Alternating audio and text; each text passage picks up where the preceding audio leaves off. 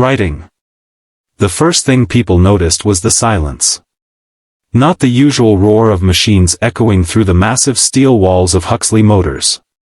Not the grinding rhythm of conveyor belts or the sharp hiss of welding torches.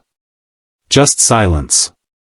Thousands of workers stood frozen across the factory floor under the pale morning sunlight pouring through dusty skylights, staring at the same thing everyone else was staring at, the engine sitting alone on platform 7. It looked ordinary. But that engine had nearly destroyed $1 billion company. 3 months earlier, the country's most respected automotive engineers had declared it impossible to repair. They called it a dead design. A catastrophic failure. A financial black hole. Investors fled. News channels mocked the company daily.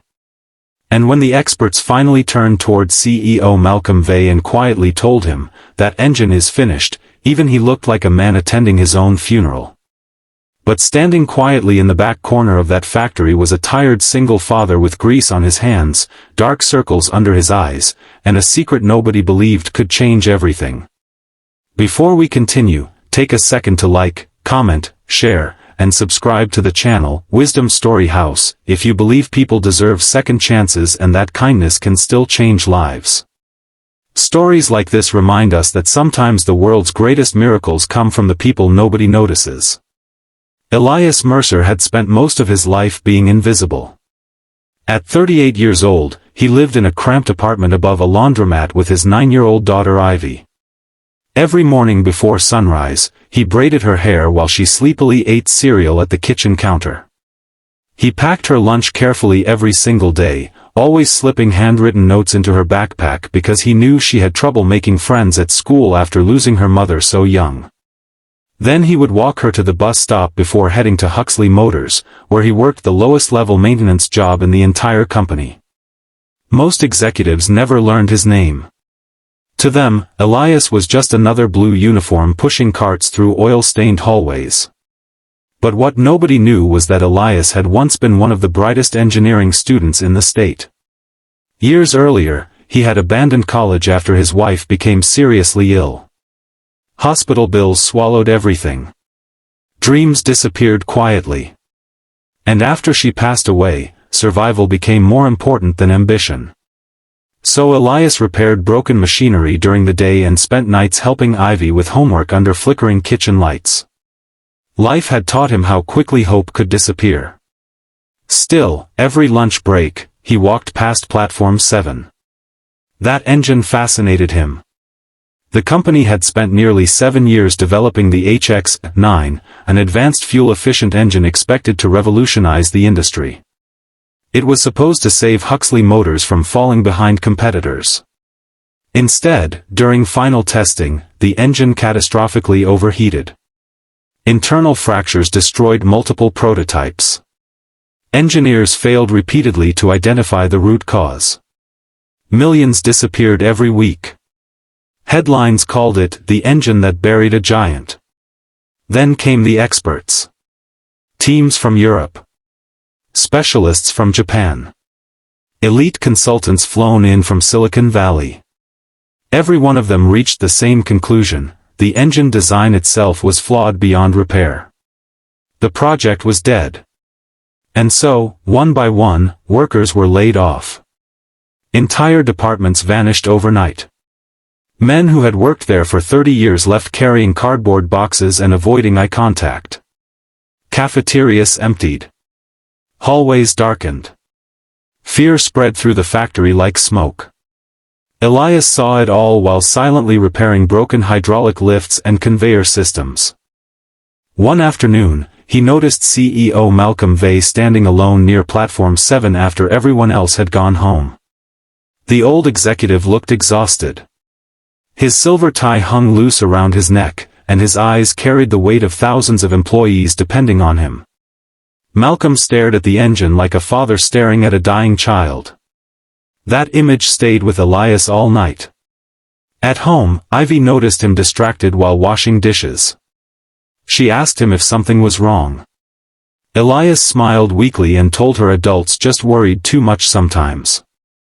But later that night, After Ivy fell asleep on the couch beside her coloring books, Elias reopened old engineering notebooks he had not touched in over a decade. He studied the HX-9 schematics online for hours. And then he saw something nobody else had noticed. It wasn't the engine block. It wasn't the cooling system. It was the vibration sequence during heat expansion. A microscopic timing imbalance. Tiny. Almost invisible. But enough to slowly destroy the entire system from within. Elias barely slept. The next morning, he arrived at work carrying pages of handwritten calculations folded carefully inside his lunchbox. For 3 days, he debated whether to say anything. Men with doctorates had failed. Entire expert teams had failed. Who would listen to a maintenance worker? Still, every night he looked at Ivy sleeping peacefully in their tiny apartment and thought about the workers losing their jobs. About fathers terrified of going home unemployed. About mothers pretending not to cry at dinner tables. Finally, on the 4th day, Elias walked toward the executive offices. Security stopped him immediately. Maintenance workers were not allowed upstairs. After nearly an hour of awkward explanations and humiliation, one sympathetic receptionist agreed to pass along his notes. Elias returned downstairs embarrassed, convinced he had made a mistake. 2 days later, his supervisor approached him unexpectedly during lunch. "The CEO wants to see you." The entire cafeteria went silent. Elias entered the executive conference room feeling like he had stepped into another world. Floor-to-ceiling windows overlooked the city skyline. Executives in expensive suits sat around a long glass table staring at him with visible skepticism. At the far end sat Malcolm Vey. The CEO looked tired but curious. He held Elias's handwritten notes in his hands. Then Malcolm asked a simple question. "Did you really write this?" Elias nodded nervously. For nearly 40 minutes, he explained his theory while executives interrupted constantly, questioning his qualifications and assumptions. Some openly laughed. Others rolled their eyes. But Malcolm kept listening. Carefully. When Elias finally finished, silence filled the room. Then one senior engineer leaned back and muttered the sentence everyone remembered afterward. "A janitor thinks he solved what the world's best engineers couldn't?" Laughter spread around the table. Elias felt his face burn with humiliation. But Malcolm did not laugh. Instead, the CEO slowly stood and looked around the room. Then he said something nobody expected. "Run his test." The executives protested immediately. They argued about costs, time, and embarrassment. But Malcolm overruled them. Elias was given 72 hours. That night, he returned home emotionally overwhelmed. Ivy noticed his shaking hands while he prepared dinner. When he explained what had happened, her eyes widened with pride. For the first time in years, she saw something different in her father. Hope. Over the next 3 days, Elias barely slept. He worked alongside skeptical engineers who treated him like an outsider invading their territory. Some ignored him completely. Others secretly hoped he would fail so everything could return to normal. But one young engineer named Serena Vale quietly began helping him. Unlike the others, Serena listened. She noticed how carefully Elias studied every detail. How gentle he was with the machinery. How he spoke about engines almost like living things instead of metal objects. Together, they rebuilt the prototype. Hour after hour passed beneath harsh fluorescent lights. Coffee cups piled everywhere. Tempers flared constantly. Outside the factory walls, reporters continued predicting Huxley Motors' collapse. By the final night, Elias looked physically exhausted. His hands trembled from lack of sleep. Then came the test. Workers gathered silently around Platform 7 as the engine powered on. Malcolm Vey stood near the front beside nervous executives. Serena watched anxiously from the control station.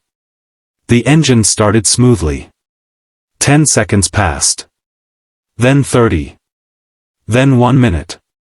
No overheating. People exchanged confused glances. 2 minutes. 3 minutes. The engine temperature stabilized perfectly. For the first time in 7 years, the HX-9 operated flawlessly. Nobody moved. Nobody even breathed. And then the factory exploded into cheers. Workers shouted, cried, hugged each other. Some pounded machinery in celebration. Others simply stood frozen in disbelief. Malcolm Vey covered his mouth emotionally while staring at the monitor readings. The impossible had happened. The maintenance worker everyone ignored had saved the company. But for Elias, the moment felt strangely quiet. Because while everyone celebrated, he thought only about Ivy. About all the nights she waited for him to come home tired. About all the birthdays he could barely afford. About promises he feared he would never fulfill. That evening, news spread across the country. Huxley Motors saved by factory worker. Journalists flooded the company gates. Interviews aired nationwide. Suddenly everyone wanted to know who Elias Mercer was. But fame felt uncomfortable to him. The next morning, he still woke before sunrise to braid Ivy's hair. Only this time, she smiled the entire morning. At school, children who once ignored her suddenly crowded around excitedly because her father was the hero engineer from television. But Ivy cared less about fame than the fact her father looked happy again. Truly happy. Weeks later, Malcolm Vey invited Elias into his office again. This time there were no skeptical executives laughing at him. The CEO offered him a senior engineering position with a salary large enough to completely change his life. Elias stared silently at the contract. Then Malcolm told him something deeply personal. During the darkest days of the company's collapse, Malcolm had considered ending his own life. The pressure had become unbearable. Thousands of families depended on him, and he believed he had failed all of them. But seeing Elias fight for an idea despite everyone dismissing him reminded Malcolm why he built the company in the first place. Not for profits. For people. That confession changed something inside Elias. Because for years he believed his life had become small and unimportant. He thought sacrifices had erased who he once was. But standing there in that office, he realized dreams do not always die. Sometimes they simply wait quietly for the right moment to return. Months passed. Huxley Motors recovered stronger than ever. Workers were rehired. New contracts flooded in. And near the entrance of the factory, Malcolm installed a bronze plaque beside Platform 7. It did not mention profits. It did not mention innovation. It simply read, "Never underestimate the quiet people carrying heavy burdens." Every morning, Elias walked past that plaque on his way to work. And every morning, he remembered the frightened man who almost stayed silent forever. One sunny afternoon, long after the crisis ended, Elias took Ivy to visit the factory. Workers greeted him warmly now. Engineers respected him. Executives shook his hand. But Ivy noticed something more important. People smiled when her father entered the room. Real smiles. The kind that come from gratitude. As they stood together beside Platform 7, Ivy looked up at him and asked if he always knew he could fix the engine. Elias looked at the massive machine glowing beneath daylight streaming through factory windows. Then he quietly admitted the truth. "No," he said softly. "I was terrified. Because courage was never about certainty. It was about trying anyway. And maybe that is what makes ordinary people extraordinary. Not talent. Not titles. Not intelligence.